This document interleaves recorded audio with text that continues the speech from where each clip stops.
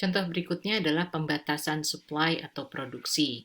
Hal ini dilakukan dengan melakukan pembatasan kuota produksi, pembatasan kuota, atau seringkali dikenalnya sebagai pembatasan kuota.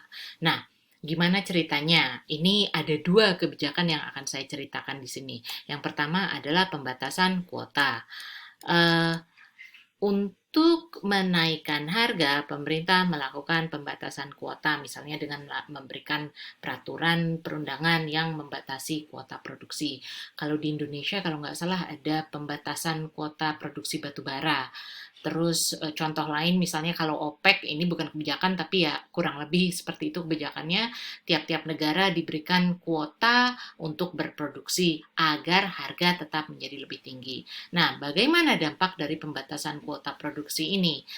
Pertama, untuk consumer surplus tentunya ada penurunan consumer surplus sebesar A sama B. Jadi, delta consumer surplus, ini harusnya tidak pakai negatif, delta consumer surplus adalah minus A minus B.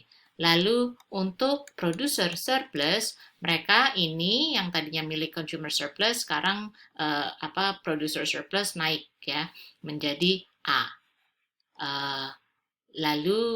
Nah, C ini adalah kerugian bagi produsen.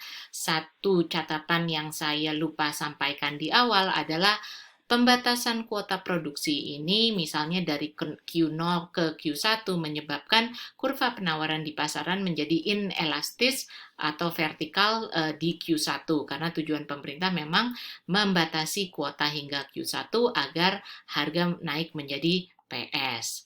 Nah, welfare total, maka perubahan welfare adalah A ini negatif positif cancel out, jadi sisanya minus B minus C.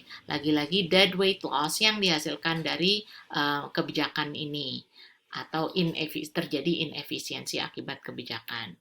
Ini yang contoh pertama dari pembatasan supply produksi melalui kuota. Nah, yang kedua yang ingin saya ceritakan adalah contoh di Amerika adalah kebijakan insentif. Jadi pemerintah memberikan insentif kepada petani untuk mengurangi produksinya agar produksi turun. Jadi tujuannya sama, meningkatkan harga melalui penurunan kuota, penurunan produksi, tetapi dengan memberikan insentif. Ceritanya gimana? Dampak kepada konsumen masih sama, delta CS sama dengan minus A minus B. Nah, terhadap produsen itu dia adalah A minus C, tetapi dia diberikan insentif. Nah, pertanyaannya, berapa besaran insentif? Dengan harga PS, tentu produsen dia akan menjual hingga quantity di sini kan seharusnya ya. Tetapi karena dibatasi kuotanya, maka dia diberikan insentif. Berapa besaran insentif yang diberikan agar petani mau menurunkan kuotanya?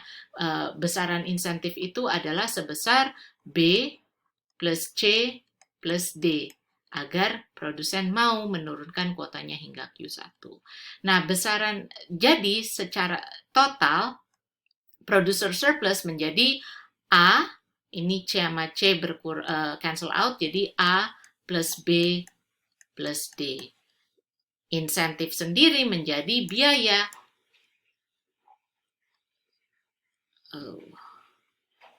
Oke. Insentif ini menjadi biaya bagi pemerintah, jadi akan bernilai negatif. Minus B plus C plus D bagi government. Sehingga welfare total, saya akan pindah ke atas ya. Perubahan welfare akibat penerapan insentif ini adalah delta PS ditambah delta CS ditambah dikurangi biaya, ini minus, dikurangi biaya bagi pemerintah. Sama dengan minus A minus B plus A plus oh sorry, A ya betul, A plus B plus D dikurangi biaya bagi pemerintah B, C, dan D. Ini kita lihat ini saling cancel out, ini juga saling cancel out, ini juga saling cancel out, masih tersisa negatif B plus C. Dengan demikian, ya B plus C ini tetap inefisien ya, bentuk dari inefisiensi atau deadweight loss itu. Jadi pembatasan kuota dan insentif produksi ternyata dua-duanya tetap menghasilkan inefisiensi bagi masyarakat. Nah, ada catatan di sini. Kalau kita bandingkan kebijakan insentif pembatasan kuota, dampaknya terhadap produsen sama dengan dampak jika kebijakan bersifat pembelian produk yang oversupply, seperti di sini. Tadi kita menjelaskan mengenai kebijakan dukungan harga, jadi pemerintah menaikkan harga dengan membeli produk yang oversupply, ternyata producer surplusnya sama A plus BD. Dengan insentif produksi juga A plus BD, surplus kepada produsen. Nah, jadi seharusnya di antara kebijakan dukungan harga melalui pembelian produk oleh pemerintah maupun insentif untuk membatasi produksi, seharusnya dari sisi produsen sama. Tapi pertanyaannya bagaimana dari sisi total welfare secara keseluruhan. Di sini kita lihat yang menanggung biaya kebijakan adalah pemerintah. Dengan kata lain, anggaran untuk melakukan kebijakan ini datangnya lagi-lagi ya dari masyarakat juga, dari konsumen yang membayar pajak. Jadi pertanyaannya dari sisi government, dari sisi pemerintah, sebaiknya menetapkan kebijakan untuk mendukung produsen ini dalam bentuk membeli produk seperti yang ditunjukkan di awal di price support atau dengan memberikan insentif pembatasan produksi. Bedanya kalau tadi kita lihat untuk price support biaya untuk pemerintah adalah besarnya area titik-titik ini ya, anggaran yang harus dikeluarkan segi 4 ini. Dibandingkan dengan insentif produksi, anggaran yang harus dikeluarkan adalah segitiga BCD. Dari sisi anggaran ya tentu kita tinggal lihat mana yang lebih luas.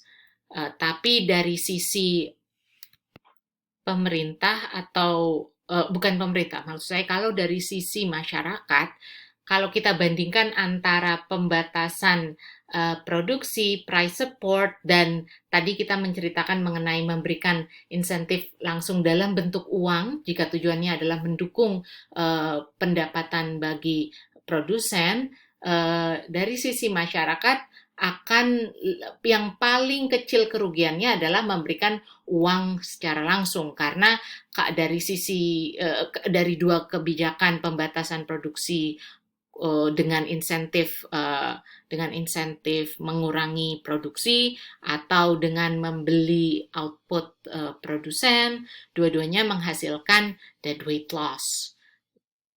Jadi makanya ya secara analisa kesimpulan atau kita bilang positive statement-nya adalah tentu memberikan insentif uang bukan insentif, memberikan uang tunai kepada produsen akan lebih menguntungkan bagi masyarakat.